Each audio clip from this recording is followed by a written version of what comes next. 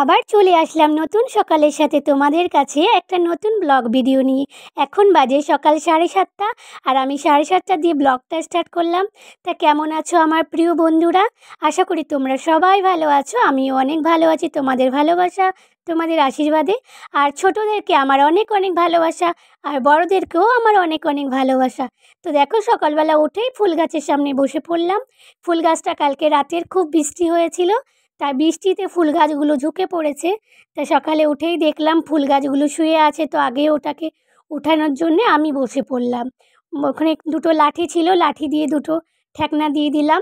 আর ফুল গাছগুলো মানে কি বলবো, এত সুন্দর, আমি এত সুন্দর করে অনেক দূর থেকে এনে লাগিয়েছিলাম, তো আমার খুব খারাপ লাগলো দেখে। নিত্যদিনের কাজ নিয়ে আবার সংসারের মাঝে ব্যস্ত হয়ে পড়লাম। নতুন সকাল পেলেই যেন নতুন জীবন শুরু হয়। তো এখনও কেউ ওঠেনি আমাদের বাড়িতে, মানে আমার বরমশাইও ঘুমোচ্ছে, আমার ছেলে কিন্তু উঠে বাইরের দিকে গেছে। তা আমি ভাবলাম যে বরমশাই ওঠার আগে আগে ঝাড়ু পোছা করে নিই, তারপর না ওকে গিয়ে একটু ডাকবো। ও একটু বলছিল যে ওর শরীরটা নাকি একটু খারাপ লাগছে, রাতের বেলায় ঘুমিয়েছে তো। তা চলো দেখি, আমার কাজবাজ এখনও কিন্তু কিছু হয়নি। তা আমি একটু কাজবাজ করে নিই, তোমরা আমার ভিডিওটা দেখতে থাকো। আমাদের ঘরে দুটো লাইট জ্বলছে, একটা কারেন্ট আছে এখন, আর একটা সোলার লাইট জ্বলছে। চলো দেখি ঘরে গিয়ে আমার বরমশাই কী করছে। এই দেখো, দেখেছো মশারি তুলে দিয়েছি, মাথায়ও হাত বুলিয়ে দিলাম, একটু নাড়াচাড়া করছে, বাকি ওঠার কোনো নাম নেই। আমাকে বলল আমার হাতটা একটু ব্যথা করছে। তা আমি আবার বললাম পাখাটা কি বন্ধ করে দেবো? তা বলল না, পাখা বন্ধ করতে হবে না, আমি উঠে যাচ্ছি এক্ষুনি। তা আমি ভাবলাম না, পাখাটা বন্ধ করব না, মশা কামড়াবে, আমি একটু মশারিটা তুলে নিই, তারপরে দেখা যাবে। বলল হাত পা একটু হাতটা টিপে দিতে, তা আমি বললাম ঠিক আছে, হাত ব্যথা করছে যখন আমি হাতটা টিপে দিচ্ছি, তার আগে মশারিটা তুলে। আমি কিন্তু শুধু আমি ঘরটা ঝাড় দিয়ে বাসনটা বার করে আর ওর জন্য জল রেডি করে রেখে তারপরে এসেছি ঘরে। ওর একটু হাতটা ব্যথা করছে, সারাদিন কাজবাজ করে তো ব্যথা করাটাই স্বাভাবিক। সারাদিন এদিকে ওদিকে দৌড়ায়, এদিকে ওদিকে গাড়ি নিয়ে ছোটে, যখন যেখানে মানে কি বলবো তোমাদেরকে, সারাদিন কিন্তু বাড়ি থাকে না, খাওয়ার টাইমটায় আসে, আর না হলে সারাদিন কাজের মধ্যেই থাকে। তা একটু বসে পড়লাম, হাতটা একটু টিপে দিলাম।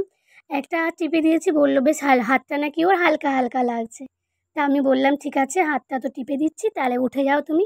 আমি জানি ও এখনই উঠে যাবে, কেননা একটু কখনো কখনো যদি একটু হাত পা টিপে দিই সকাল সকাল, তাহলে কিন্তু ও তাড়াতাড়ি করে ঘুম থেকে উঠে পড়ে। যেহেতু আমারই উঠতে একটু দেরি হয়ে যায়, এই জন্যে ও একটু লেটে ওঠে। বাবুর পাপার জন্য জল আর চিনি রেডি করে দিলাম। এবার যাব আমি রান্নাঘরে। রান্নাঘরে কিন্তু কালকের মাছ রাখা আছে, সেটাকেও তো গরম করতে হবে। আমার বরমশাই উঠলো, তাকে জল খাওয়ালাম, আর বন্ধু আসলো, ওদিকে বসে কাজের কথা হচ্ছে। আর আমি এদিকে কালকে রাত্রিবেলা যে মাছটা রান্না করা হয়েছিল, সেই মাছটা একটু গরম করে নিলাম। আমাদের ঘরে এখনও কারেন্ট নেই, কিন্তু কালকে বৃষ্টির পরে কারেন্টটা কিন্তু খুব কম দিচ্ছে। দেখো, এটা এত চুলার মানে গ্যাসটার মুখটা এত বড় তো, তাই বাটিটা বসবে না বলে আমি এটার মধ্যে বসিয়েছিলাম। বুদ্ধিটা ভালো না বলে তো, এরকম করে নাড়াতেও পারছি।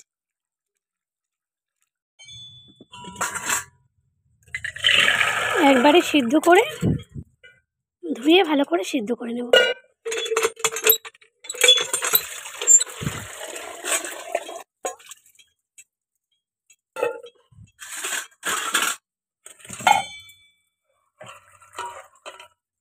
এই দেখো কালো কালো কেমন একটা পোকা আছে না, এরকম।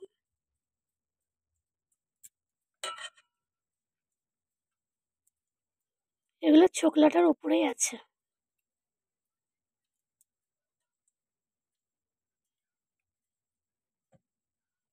এই ছোকলাগুলো সব ছিলে ফেলে দেবো।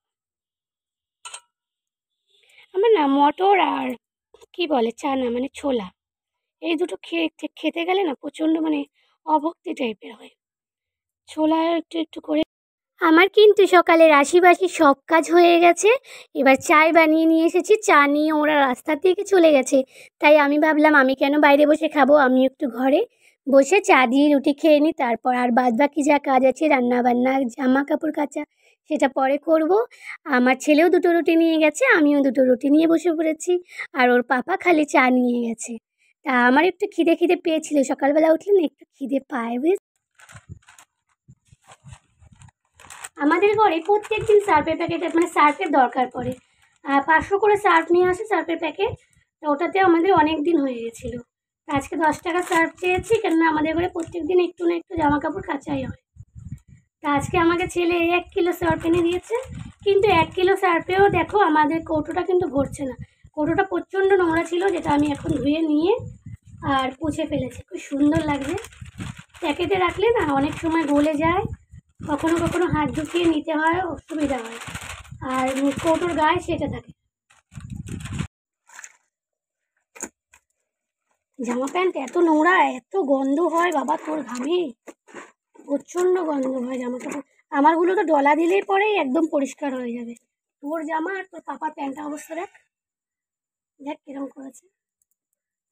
তোর পাপা তো তাও কাজে গেছিল। পয়সা আছে নাকি দেখে নাও। পয়সা এর মধ্যে নেই।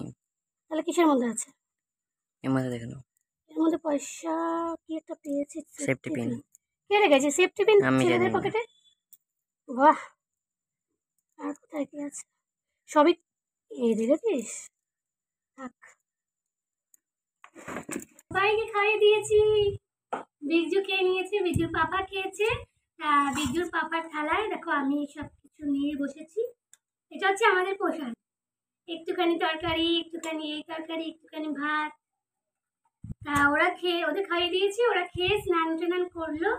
জাল টাল চেপে দিলাম, সবাইকে স্নান করিয়ে চলে বেরোলো। আর এখন আমি খেতে বসে পড়লাম। খিদে পেয়েছে জানো, এখন কটা বাজে? পাক্কা 3:30 বাজে।